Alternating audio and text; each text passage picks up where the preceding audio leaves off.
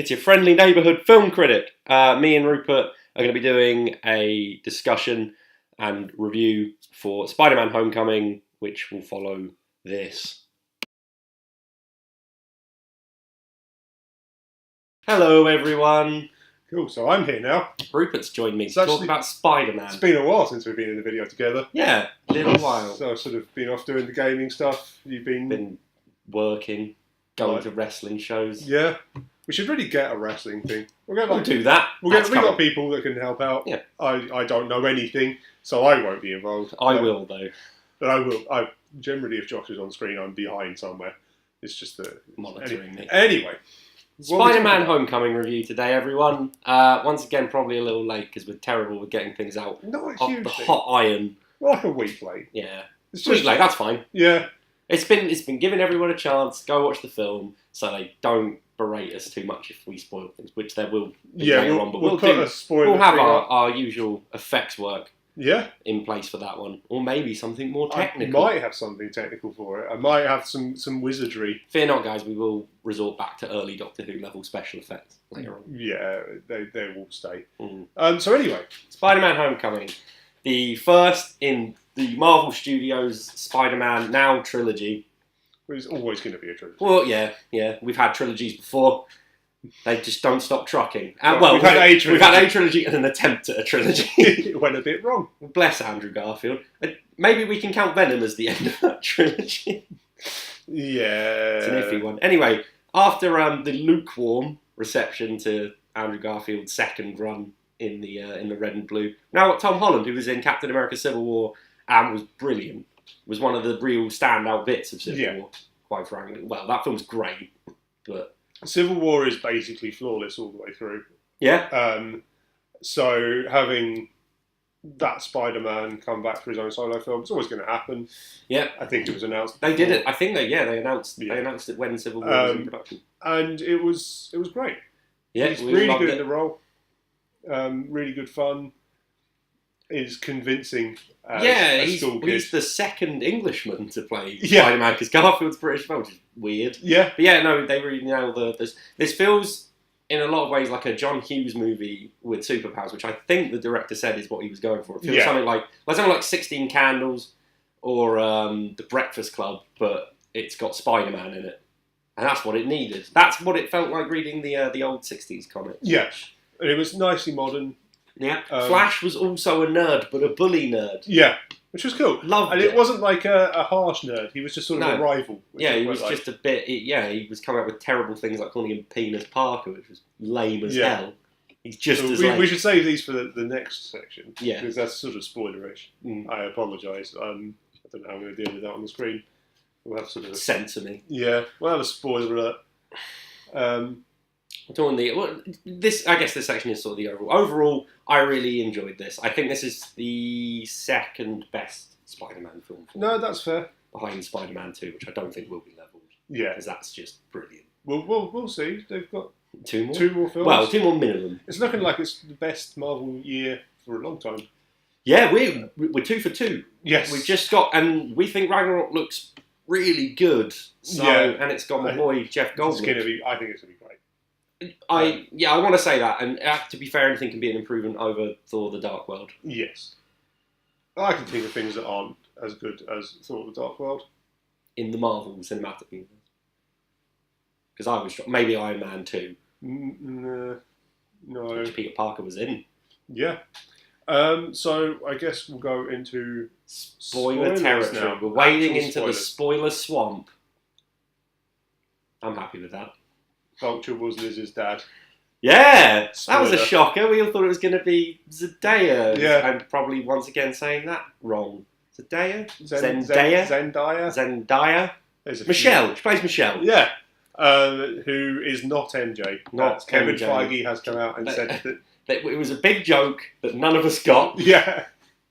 We all sat there going, oh, what a cool twist. And Kevin Feige went, nah, guys. So sorry. It's not. You guys were good at this before. What happened to you? And we were like, Sony were about.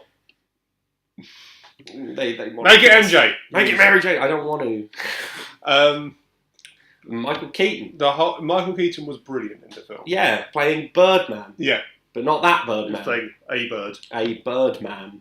He was playing the Vulture, and he was a really compelling villain. Probably one of the best that series has had. We're like the Marvel cinema. One of the huge complaints people have about the MCU is its lack of interesting and well-rounded villains. And we now have 3, but one of them's now kind of a good. You drop Winter Soldier because he's now a good guy, which means you've just got Loki and now Vulture. Yeah, but that's fine.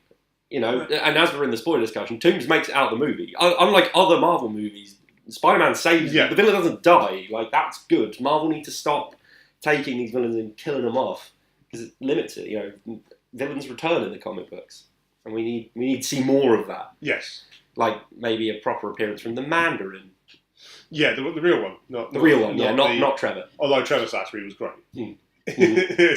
Absolutely. It irritatingly had that twist spoiled for me about an hour before I saw the film. Is it like when Dan went to see The Force Awakens and they ruined Han Solo for him?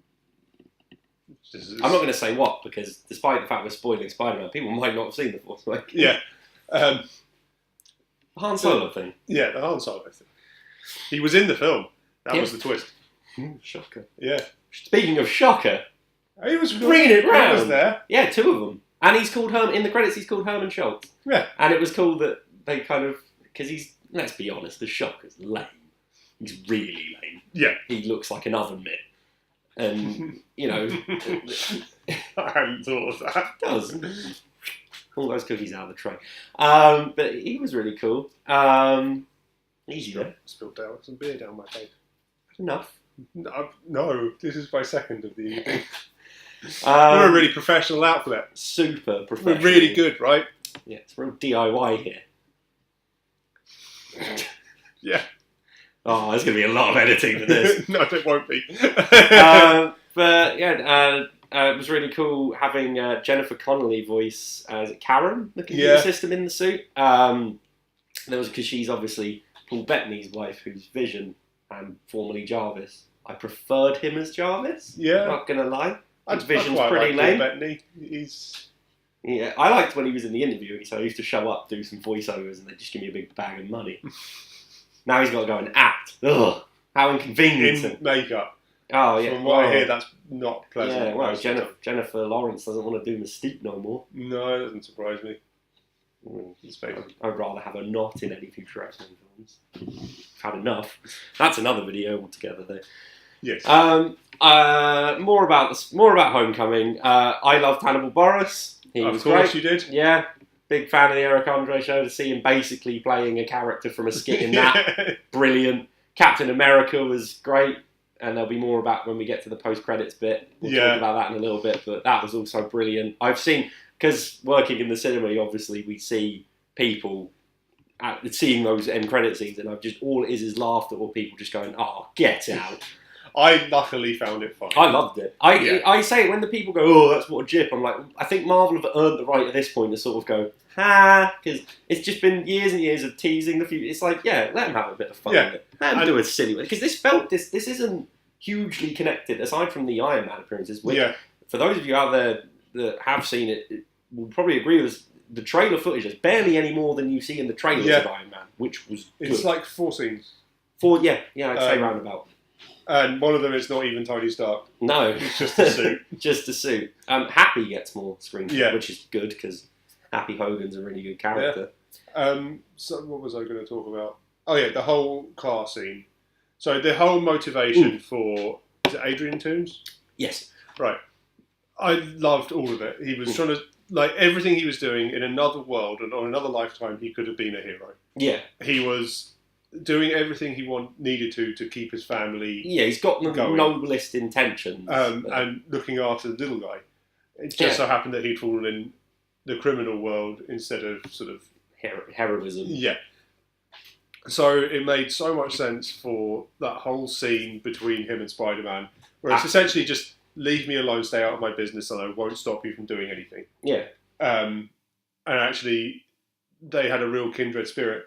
I really enjoyed that whole subtext. It was, and Keaton puts menace on, but not in a sort of Not in the pantomime way other villains would, Yeah. but in that softly spoken way. Like you're saying, it's the whole sort of stay on my business thing. The fact that it is just kind of like, look, I'm trying to do the right thing. You want to do the right thing. Let's just leave it at that, and we'll move on. Yeah. And it was really cool. And also Peter doing the end fight in his old. Yeah, that was very cool. And when he lifted the rubble.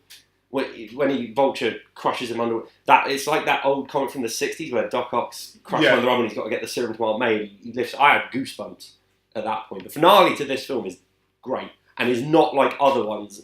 For one, it doesn't have a portal in the sky with numerous unnamed goons flooding out of it. Yeah, but it wasn't mad on action. The whole film isn't. It's really kind of different from Marvel. Whereas we'd normally have Vulture have this huge face of it. It's very limited. Yeah. So should we talk about the post-credit scenes? Let's talk about those post-credit scenes. So the first one really supports what I was saying about Vulture. The fact that Matt Gargan, who we know to be the Scorpion. Approaches him in prison and says, well, I hear you know who the Spider-Man is. And just like, well, if I knew him, he'd already be dead. So it just adds more to his character that he's in prison and he's protecting Spider-Man in prison. Like, he knows because he's a family man at heart, so obviously he's just a kid. And he knows that Spider-Man's rescued his own daughter. Yeah, exactly. And saved him. I think some of that factors in that at the end of it, he could have left Vulture to sort of burn up and die. Yeah. But he didn't. And sort of like, oh, well, this guy's looking out for me, I'll look out for him. I'll do him. Yeah, exactly. So that was really cool. Obviously setting up, presumably, Matt Gargan for the next one. How he'll get his whole... Whether they'll go, like... Because Vulture was very different. Like, it was like the suit.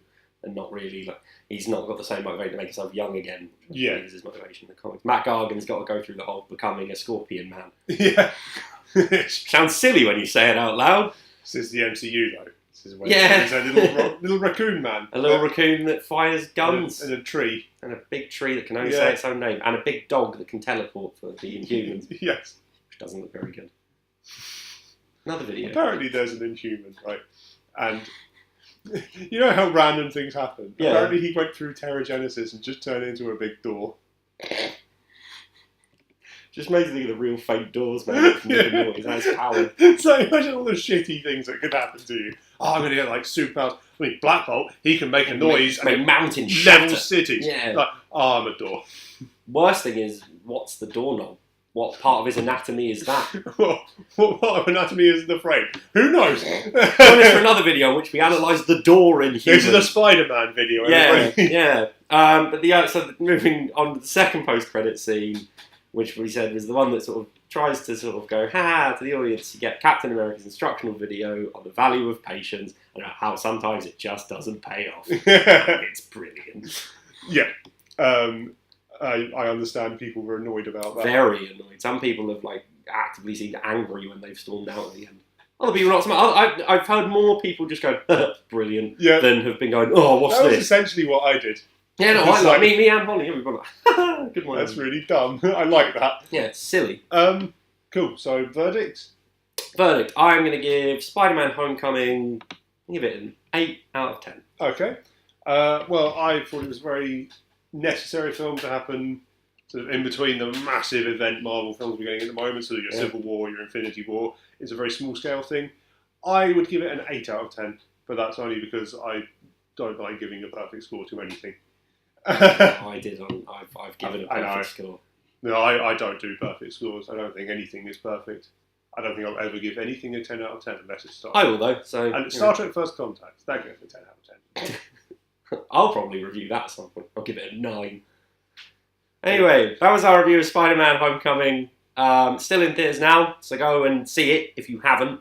And if you have watched it, disagree with us, want to make points we didn't make, comment. Do all that. Yeah, we like comments. I answer them, and eventually, Josh. I will. Yeah, we've got our own private accounts, and we can answer them on there. And you'll be able to know which one of us it is.